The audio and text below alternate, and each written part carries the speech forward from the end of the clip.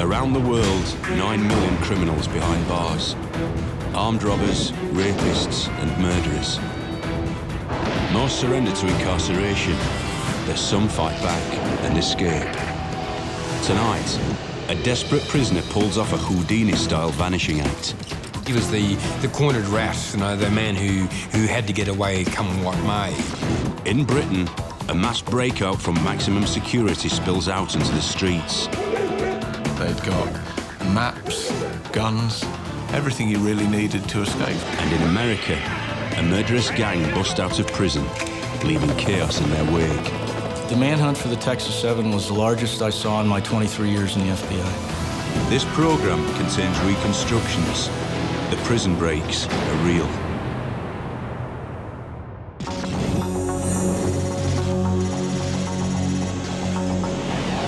Whitemoor Maximum Security Prison, Cambridgeshire, England, 1994. Just 2 years old, this high-tech cage is so well set up, it's claimed to be escape-proof. Within that prison, there is a special secure unit which is known as a prison within a prison. There are only 12 prisoners in this special secure unit, and 5 of them are convicted IRA terrorists. Peter Sherry, jailed for a 16-bomb terror campaign, sentenced to life. Paul McGee, jailed for killing a special constable, sentenced 30 years. Danny Gilbert McNamee, jailed for his part in the 1982 Hyde Park bombing, sentenced 25 years. Liam O'Dwyer, jailed for terrorist activities, sentenced 30 years. And Liam McCotter, also jailed for terrorist activities, sentence 17 years. They wanted it to be a war when they'd been captured, and they said they were prisoners of war. As prisoners of war, the IRA believed that escape was a duty. In 1994, the gang form an escape committee and include 32-year-old armed robber Andrew Russell. Their plan is to talk their way out of prison, using a psychological strategy known as conditioning. There are 2 main types of conditioning. One is passive or classical conditioning, where people gradually get used to something, for example. And the other is instrumental or active conditioning, where we will openly reward someone for good behaviour in an attempt to shape their behaviour, to change them. By feigning friendship, the gang plans to soften up the guards and lull the staff into a false sense of security.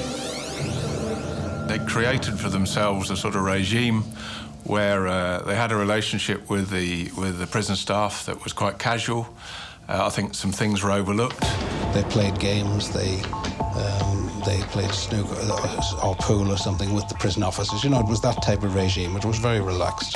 The nice guy ruse begins to pay off. Visits, once strictly monitored, are now held in complete privacy.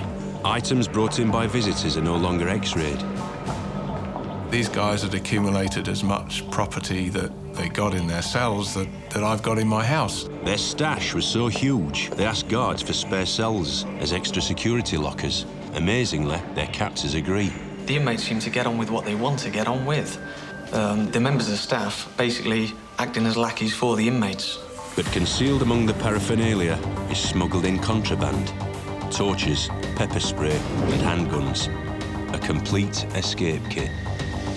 They'd got ropes, they'd got maps, guns, survival clothing, glucose tablets, money, everything you really needed to escape, and of course the bolt cutters that they actually needed to cut through the fence itself. The gang are poised for their breakout, but no one has ever escaped from this facility before, let alone from the prison within the prison.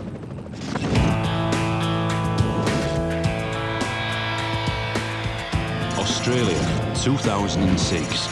Just 3 miles south of world-famous Bondi Beach is Long Bay Hospital 1. Holding 120 psychiatric prisoners, the maximum security facility is in lockdown 18 hours a day. Long Bay Hospital is a stark place. It's a concrete brick dungeon. If you were a healthy person in the first place and you remained in one of those cells for 18 hours a day, locked with, in fact, nothing in your cell at all, I'd be very surprised if you remained a sane person after that. As a danger to themselves and the general public, prisoners are often medicated and sedated. If you put people who are already mentally ill in such conditions, then it's a recipe for a disaster, and the level of mental illness there is quite horrendous. Held within walls is 36-year-old Robert Cole. Jailed for rape and armed robbery when he was just 18, Cole had spent most of his adult life in prison. He is now held in the prison hospital at the governor's pleasure. He's had 18 years, and I think the most he's ever spent out of prison was probably 3 months. And that's the sad situation. I mean, he came out, he was a chronic heroin addict. He could not cope with the outside world. He was distraught, he was concerned. He also felt that he didn't have anything in the future, had a sense of desperation. So for him, he was the cornered rat, you know, the man who had to get away come what may. The hospital wing of Long Bay Prison is surrounded by closed-circuit cameras and motion detectors. An escape-proof electronic fortress. But Robert Cole has a plan. Believing that he'd found a way to escape through his cell window, Cole began a crash diet at the end of 2005 and rapidly started to lose weight. I understand Robert lost that weight very quickly. To do that, though, he would have had to restrict his food and calories, and he also would have had to maybe even exercise in his cell, but also using laxatives would have accelerated that weight loss to some degree. If you really want, you can find most things in jail. You can always find drugs. So laxative is actually not a hard thing to find, you know, if you have contacts inside the jail and you have something to offer. By January, Cole had shed a quarter of his body weight and is becoming ill. Obviously, Robert's mindset would have been very determined, and he must have just, got some strength from somewhere, because those laxatives and the dieting and to lose all that weight would have certainly stripped him of all his energy. Now extremely weak from his months of crash dieting, Cole's next step is to smuggle a knife into his cell.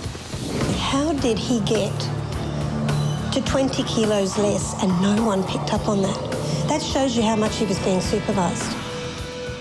Robert Cole is now ready to pull off a Houdini-style breakout, which will spark a media frenzy and rattle the government.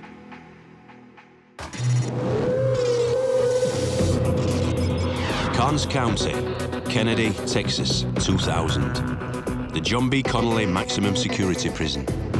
It's a tough prison. Prisons in Texas are tough. No prisoner has ever escaped, but 7 inmates are planning what will be one of the most sensational breakouts in US history.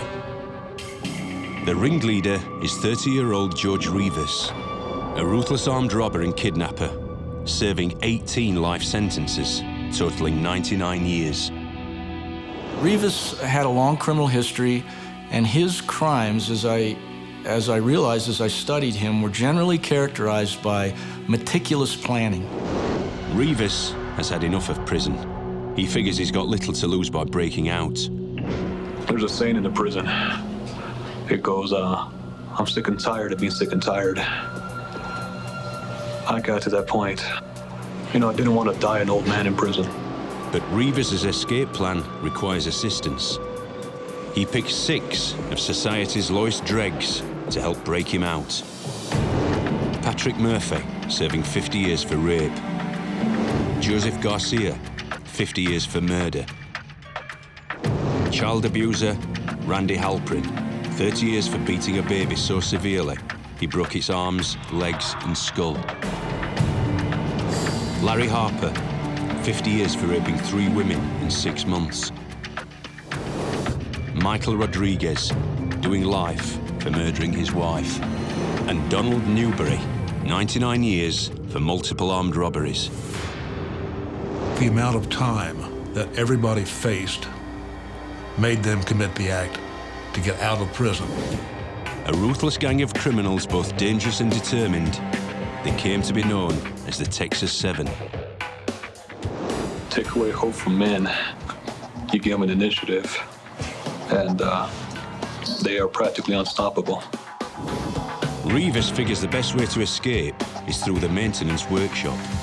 The plan was to overpower their supervisors. The plan was to get guns. The plan was to get out of prison. Workshop supervisors are civilian prison employees. Civilian workers are not armed. Rivas sees this as the weak spot in the prison security system. It was not unusual for us to be left alone, 4 or 5 of us, with 1, maybe 2 maintenance workers. December the 13th, 2 weeks before Christmas, the 7 get the chance they've been waiting for.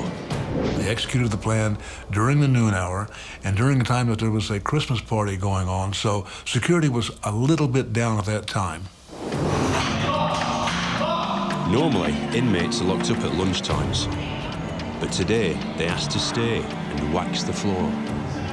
The 7 are now alone. Patrick Mozigemba is the only supervisor, an unarmed soft target. For the gang, from this point on, there's no going back. We wrestled him to the ground. I was the one talking to him, trying to tell him, just, look, nothing's going to happen to you. He kept asking me, what are you doing? Why are you doing this? Essentially, I told him the truth. I said, I want to go home. I don't want to die here. Holding a homemade knife to Patrick's throat, Rivas threatens to kill him unless he cooperates. He was struggling a lot. He was the biggest of them. And someone, maybe overzealous, hit him. Patrick is stripped of his uniform, bound and gagged. Minutes later, civilian shop supervisor Alan Camber comes back from his lunch break. As the other supervisors straggle back, they are overpowered. Sometimes they came in 1 at a time, sometimes 3 at a time. One by one, they are bound and gagged. Their IDs, cash, keys, and uniforms taken. I think there were 13 that actually finally came in there. So far, everything has gone exactly to plan. But to get outside the prison walls, the Texas 7 must overpower armed guards. And to do that, they need guns.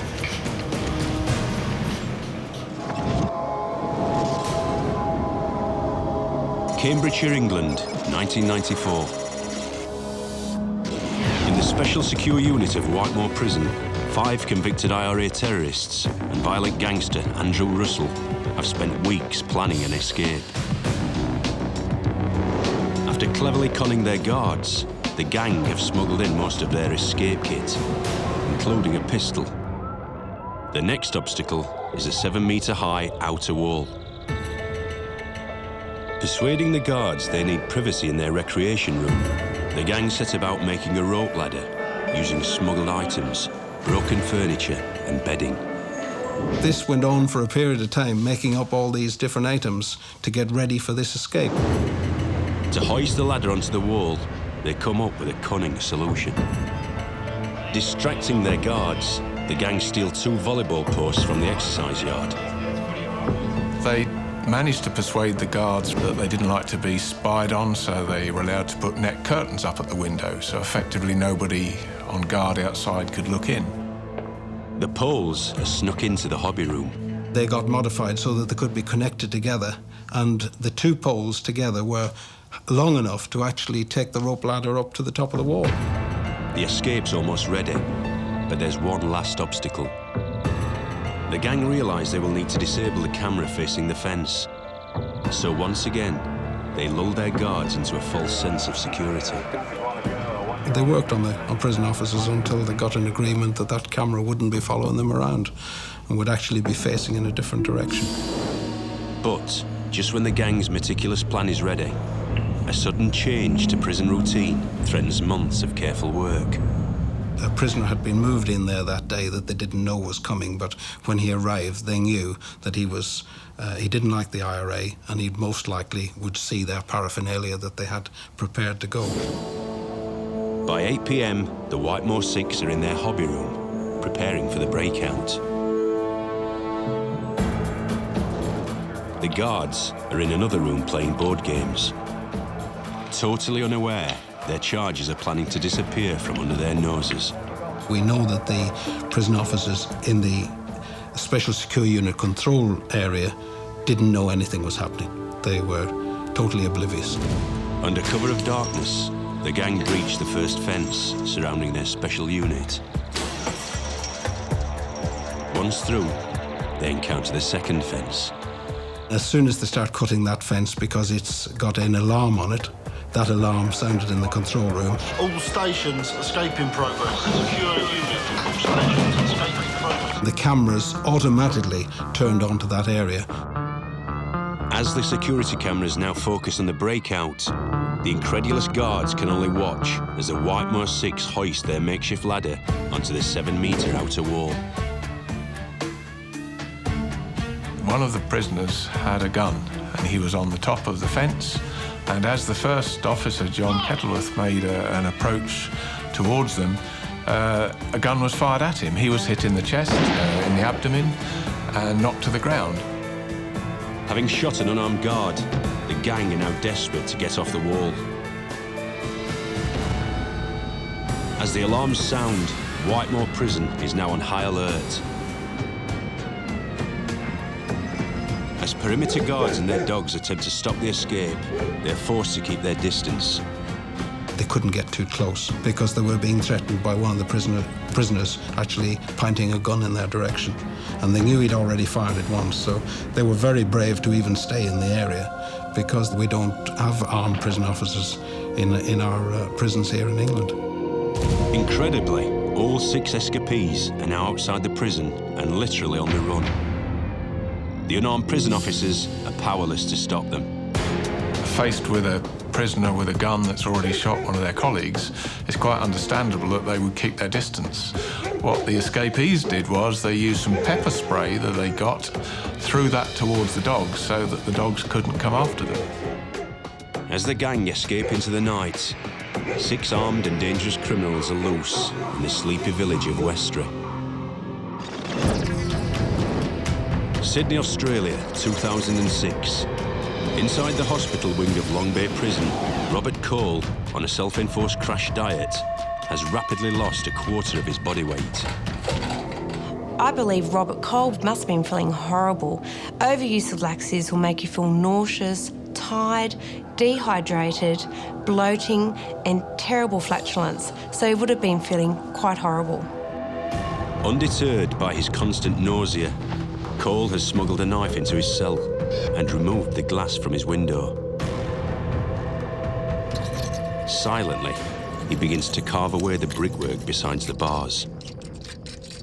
Unbeknown to the prison officers, of course, and during that period, he was slowly trying to slide through the bars and see whether it was actually possible for him to get through. And he discovered by chipping, and chipping hit his body, he actually found a formula. A formula that includes the physical and chemical makeup of the very bricks and mortar which hold him prisoner. Mortar in the olden days was made with lime instead of cement, which means it's much more affected by the weather. So the proximity to the coast of those bricks and mortar would mean that it was a lot more friable and affected by the salt, so it would be easier to wear away over time. Whether Cole has calculated this weak spot in the prison's armour or just struck it lucky, he spends weeks scraping an escape passage. Finally, in the early hours of 18th of January, and still undetected by the guards, Cole's escape hole is ready. He creates a dummy in his bed by filling his pillowcase. But to escape, he still has to overcome the prison wall, a security fence, and a high-tech ring of electronic security systems. Karnes County, South Texas, December 2000. At the maximum security unit, a gang of convicted rapists, murderers, and child abusers, led by kidnapper George Rivas, are now in control of the maintenance workshop. Having overpowered their civilian supervisors and taken their uniforms, the gang put phase 2 of their escape plan into action. Rivas phones the tower and convinces the guard that a maintenance crew is on its way to fix a faulty surveillance camera. I spoke the talk, I guess. I talked the talk, walked the walk with it. Believing that Rivas is a genuine staff member, Officer Vernon Jansen buys his story. Masquerading as a maintenance supervisor, Rivas brazenly passes armed guards as he heads to the tower.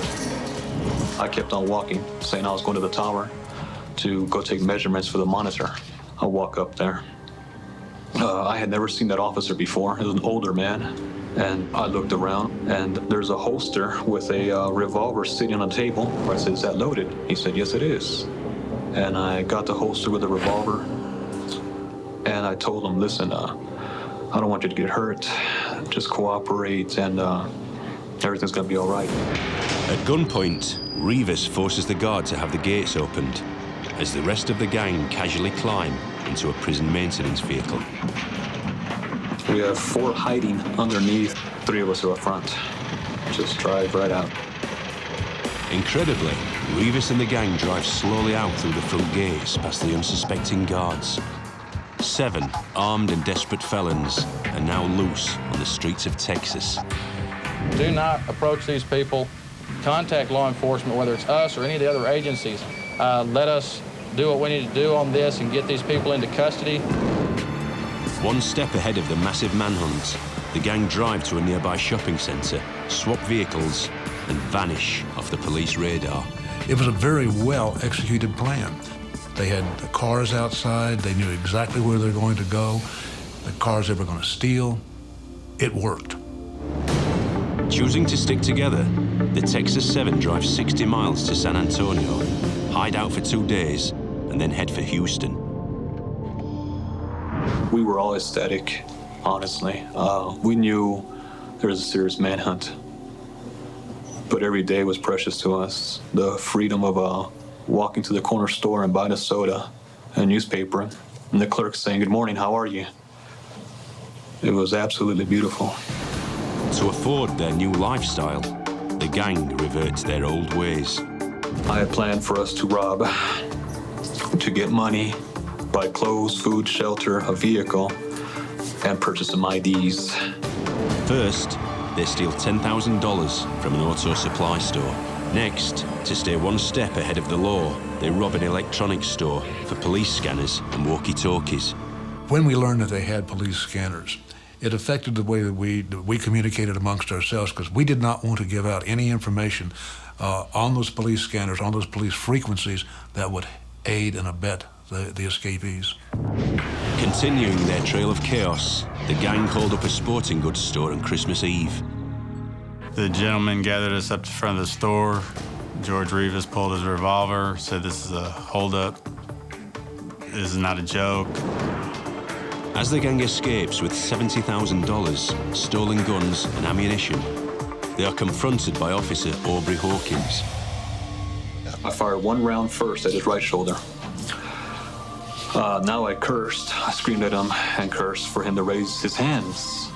Officer Hawkins dies in a hail of bullets, shot 11 times. And as if to send a message to those pursuing them, they then pulled his body from his car and ran it over with their getaway vehicle.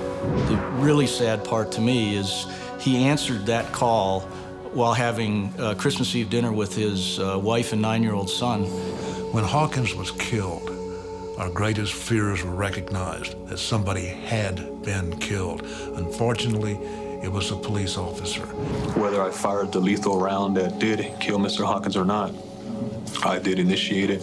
I am at fault, and I do take full responsibility for it. To kill a police officer in Texas is a very bad thing to do. It did up the ante. After brutally killing a police officer, the Texas 7 are now the most wanted men in America. Australia 2006. At the maximum security hospital wing of Long Bay Jail, Robert Cole is poised to execute his escape. Using a crash diet, he has lost a quarter of his body weight and carved a small hole in the bricks next to the bars of his cell. Squeezing his 56-kilogram frame through the 15-centimetre gap, Cole drops to the ground. Staying low to avoid being spotted by the guards and the motion detectors, he crawls across the yard. a sense of pleasure, of exultation, a sense of triumph, a sense of the individual achieving something that worked very hard for. But of course, at the end of that, he'd done it by himself, and he had no people outside to assist him and assist him at the other end. He still had another wall to overcome. How Cole manages to scale the prison wall and run along the top without being detected is still a mystery. Forcing his way over the razor wire, he cuts his legs on the way down. Using a pillow for protection, Cole climbs the perimeter fence, but cuts himself again on the barbed wire. I'm really not sure how Robert got that strength to get over that fence. After what he had to do to lose that weight, I'm surprised he had any energy left, because everything would have been depleted. And he still had to find his way to freedom into some place of safety. Badly injured and exhausted, Cole disappears into the darkness. A violent and mentally ill criminal is on the run tonight after going on a crash diet and slipping through the bars at Long Bay Jail. Robert Cole is mentally ill, very dangerous, and it would appear very smart. The publicity that followed his escape, it was quite remarkable. He was on television, he was on newspapers. He's planned it, he's looked at the staff movements, he's looked at how it operates, I would imagine, and he's managed to escape. The jail security manager has been stood down as police hunt the escapee. Robert Cole is the first man ever to escape from Long Bay's maximum security hospital wing. Robert Cole is off his meds, dehydrated and on the loose in the eastern suburbs of Sydney. His mind, obviously at 36, after being so far on the drugs, is a mess. It is said in law enforcement that if you don't catch a prisoner within 3 miles or 3 hours of an escape, you're in for one hell of a manhunt.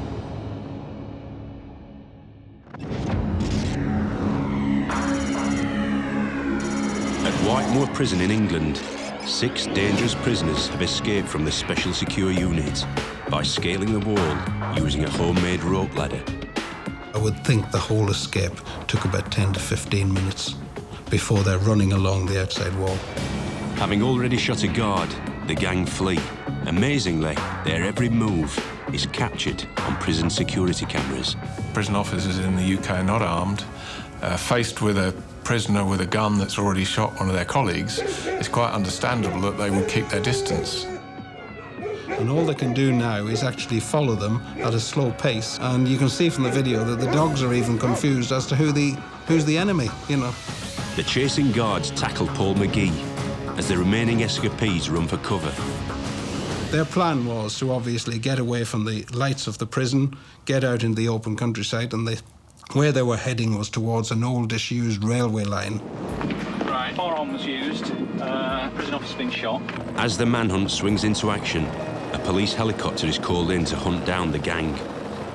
Something we can come into our own and serve assistance with the night sun, which is the searchlight, and the thermal image camera, which will be very good in that dark area, which is also very cold, and hot bodies should show up very well. On the ground, police are being rapidly deployed to attempt to corner the gang near the disused rail line. The police had arrived at that location. This was now dark. They had searchlights with them. They shone the searchlights and saw these prisoners coming towards them. They shouted at them to get down. Just 15 minutes after their breakout, Liam McCotter, Daniel McNamee and Andrew Russell are recaptured. Authorities must stop the armed and dangerous Peter Sherry and Liam O'Dwyer from reaching the main road, where they will disappear from the thermal imaging screens. Yes, received. Do you want the light there, or what we'd like to do is try and sweep search and try and contain the area as much as possible before they get a chance to get us outside the area? In Dallas, Texas, 7 dangerous escapees have been on the run for 2 weeks. The manhunt for the Texas 7 was the largest I saw in my 23 years in the FBI. During an armed robbery, the gang killed Officer Aubrey Hawkins. It was such a brutal killing. They pulled him out of the car, shot him multiple times, ran over him. Now, as cop killers, the Texas 7 are being pursued by every law enforcement agent in the country. A police killing in this country is looked on as about the most serious crime there is, and everybody really pulls together. Hoping to throw their pursuers off the scent, the Texas 7 flee over 800 miles north to Colorado. No one expected Colorado. Everyone expected us to go to Mexico. They'd gathered guns and ammunition along the way. They'd stolen, I think, 16 weapons at the prison, but now they were into high-powered weapons, weapons that could defeat body armor. On January the 1st in Colorado Springs, a group of men check into the Coachlight RV park. They said they were missionaries from Texas and had gone to California and were working their way back to Texas, and they all kind of portrayed that part.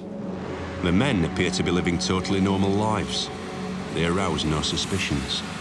We spent time in the Word, we studied the Bible, we had coffee together, so nothing seemed to be out of the ordinary for me. But then, on the 21st of January, the television show America's Most Wanted runs a report on the Texas 7. Several times they've thought they've had them cornered, but each time they've slipped away. A trailer park resident recognizes them and tells Wade. It was them, and I was totally in shock, I guess. This little town, our little RV park has these 7 notorious criminals here. Wade Holder immediately contacts police and agrees to assist them. I came in at the usual time, business as usual, and we had a SWAT team follow me in a motorhome. So we got here, and I got out and checked the exterior, kind of make sure nobody was looking, and shuttled the crew into the building. Wade makes plans to meet with rapist Larry Harper the next morning.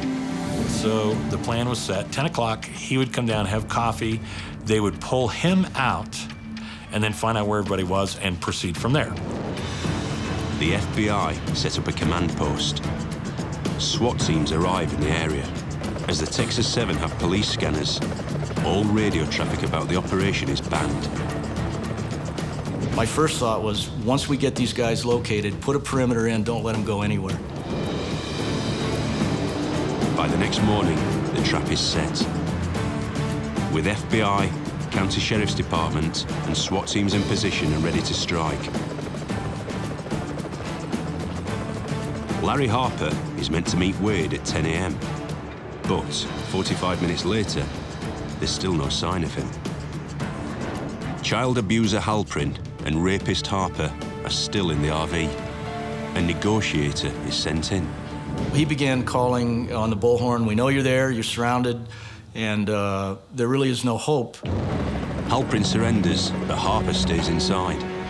We were attempting to negotiate him out, and during the negotiations at 12:40, we heard a gunshot. And we knew he'd taken his own life. The SWAT team storm the RV. They find Larry Harper dead, a self-inflicted shot to the chest. Next to his body, an open Bible and a letter of apology to his family.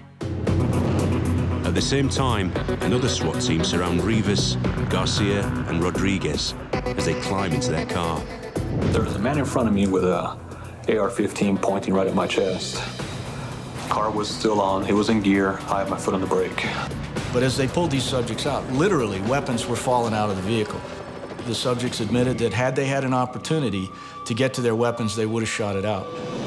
Rivas, Garcia, and Rodriguez are taken into custody. The reason we did this is because we didn't want to be in prison anymore. And here we are going back again. With 1 now dead and 4 captured, it was only 2 that were still on the run. We do have a trail now. We do have leads that we can follow up. And we're not that far behind them. They only had a few hours head start on us.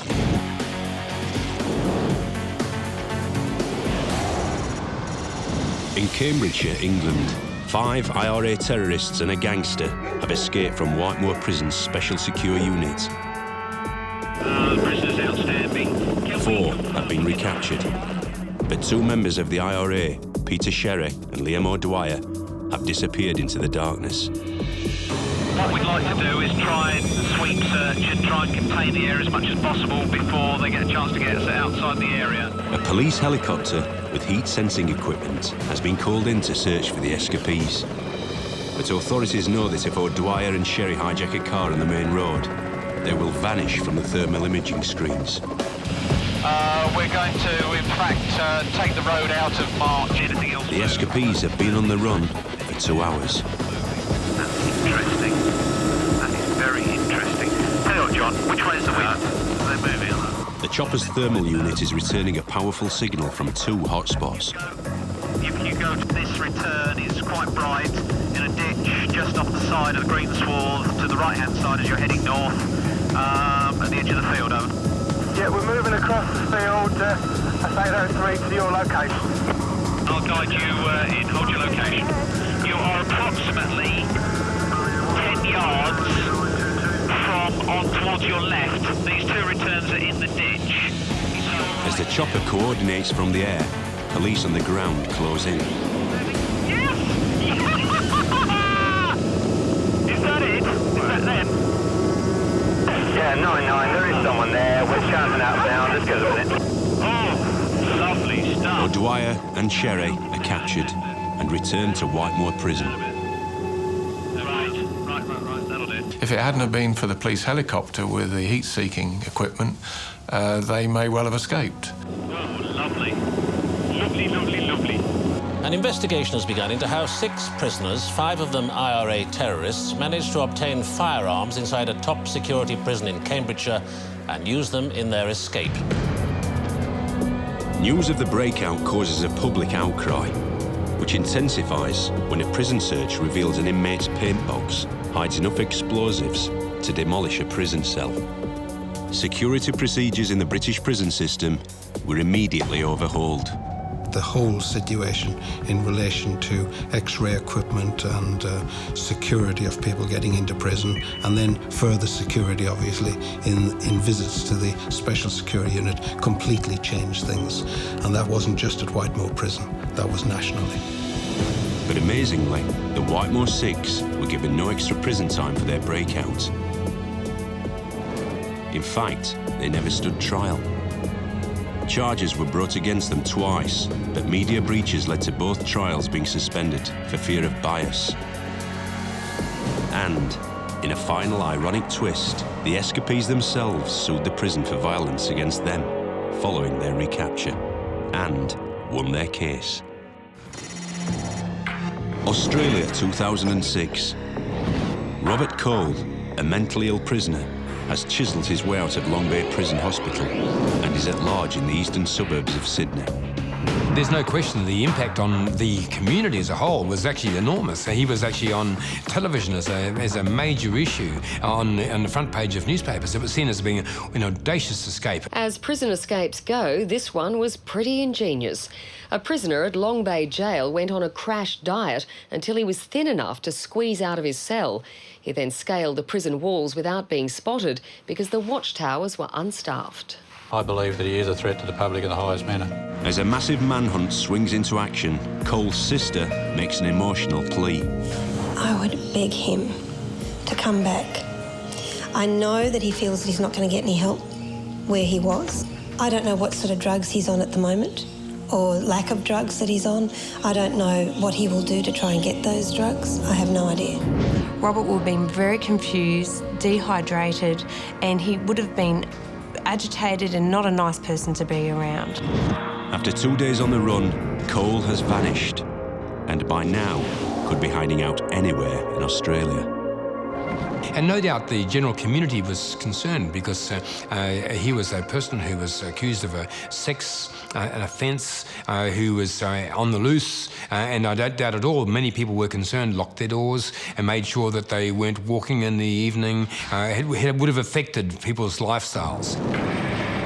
On January the 21st, 3 days into the manhunt, police receive information that Cole has been brazenly walking the streets just 3 miles from the prison. We have intelligence suggesting that he has been in the Bondi area since his escape.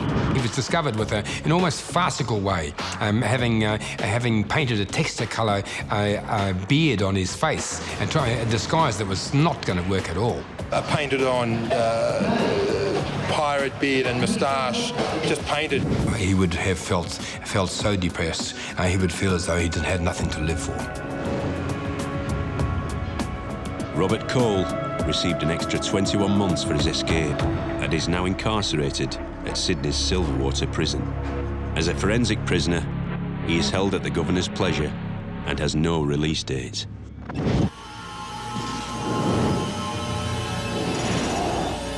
Colorado Springs is in a state of chaos as the FBI hunt down the Texas 7. After the suicide of convicted rapist Larry Harper, 4 of the gang have been recaptured. But rapist Patrick Murphy and armed robber Donald Newberry are still at large. Those 2 are still on the run, heavily armed and extremely dangerous. As authorities continue their search, a tip-off leads them to a brown van in a restaurant parking lot. This morning around 6 o'clock, this vehicle was detected by employees of the Hungry Farmer. Now, in conjunction with the federal authorities, they have confirmed that this is in fact the vehicle that the fugitives had been using. Murphy and Newberry have slipped through the police cordon as the FBI widen their search area. I worked at the Holiday Inn Garden of the Gods. I checked someone in last night. Okay. Are they still there? Yeah. We were just, it kind of looks suspicious. Police determine it definitely is the 2 remaining escapees, Murphy and Newberry, hiding out in a room at the Colorado Springs Holiday Inn, just 2 blocks from where the van was found. They knocked on the door and said, "We're with law enforcement, we know who you are," and then started negotiation. The duo threatened to come out shooting if their demands aren't met. These 2 guys were armed to the teeth with weapons. At any moment, they could explode. They want their say on local television station KKTV. A phone interview is organised with anchorman Eric Singer. Newberry uses his airtime to criticise the Texas penal system. I've done crime, you know, got to face the music. But they're giving kids so much time that their life is gone. Now all they are is a roach in a cage. Things have to be changed. There needs to be more rehabilitation in the system down there. You know, couldn't even go to college. Come on, where's the rehabilitation when you can't even help yourself? Donald Newberry was a rebel without a cause. He had felt he'd been wronged by the state of Texas. He'd felt that his life had turned into this. When the interview ends, Newberry and Murphy give up without a fight. Handcuffed and heavily guarded, Donald Newberry and Patrick Murphy Jr. walked out of a Colorado Springs hotel and back into reality. We feel extremely fortunate that this happened without any injury to anybody. That was our objective from the beginning. For the murder of Officer Aubrey Hawkins, all 6 remaining members of the Texas 7 received the death sentence. With the death of Mr. Hawkins, the death sentence to me, I feel personally, is fitting. I deserve it then, so I'm not going to fight it. On the 14th of August 2008, Michael Anthony Rodriguez was executed by lethal injection. The 5 other members of the Texas 7 await their fate on death row. Next time, in Australia, a violent gang smashed their way out of prison. Was capable of really what we'd call true evil. In Britain, a sleepy village under siege by 3 murderous criminals. These people had capacity to do harm. And in America, a Spider-Man-style breakout. You're 85 feet from the ground and you're on a rope that you made out of bed sheets. You don't know it's going to hold you.